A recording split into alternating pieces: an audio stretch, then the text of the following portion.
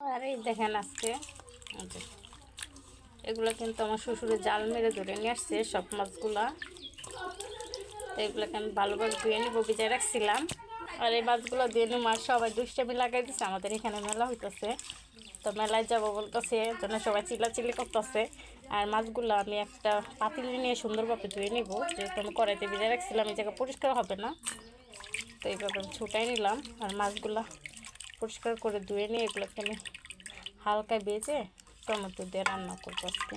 ভাবছিলাম মাছগুলো কড়া করে ভাজবো, তো না, এখন আর কি ডিসিশনটা চেঞ্জ করলাম, এগুলো ভুনা করবো হালকা ভাজা নিয়ে। দেখছেন ভিজে রাখছি, তাতে কতটা মলা গুঁড়া মাছ, মানে যত ধোয়া যায় আর কি। মাছগুলো এখন সুন্দর করে আমি ধুয়ে নিব।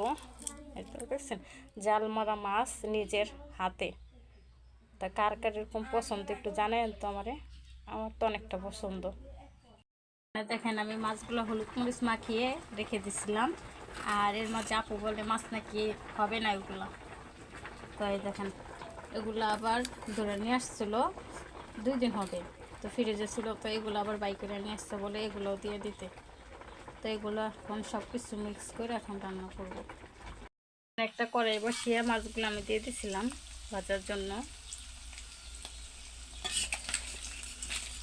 আর একটু হবে, মাছগুলো আমি বেশি কড়া করে ভাজবো না, হালকা ভেজে নামিয়ে ফেলবো। কষায় নিয়েছিলাম সব কিছু দিয়ে, হলুদ মরিচ ধনের গুঁড়া সব কিছু দিয়ে কষায় নিয়েছিলাম। আর এখানে টমেটোটা দিয়ে দিব, দিয়ে এটাকে আমি ভালোভাবে কষিয়ে নেব। এখন একটু ডেকে দিব আমি। আর এইখানে আমি এই যে টমেটোগুলো কষিয়ে নিচ্ছি, ভালোভাবে কষিয়ে নেওয়া শেষ। এখন আমি এর সাথে একটু পানি দিয়ে দিব, অল্প দিয়ে দিলাম আমি। এখন ঢাকনা দিয়ে ঢেকে দিব। আর এই যে আমার তরকারিটা বলক এসে পড়ছে। এখন আমি এইখানে ভেজে রাখা মাছগুলো, দেখেন সব মাছগুলো দিয়ে দিব এখানে আমি। সব মাছগুলো দিয়ে দিলাম।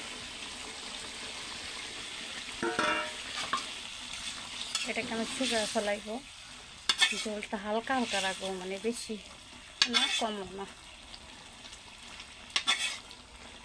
এখন ঢাকনা দিয়ে একটু ঢেকে দিব। আর এখন এই যে ঢাকনাটা উঠিয়ে দেখব,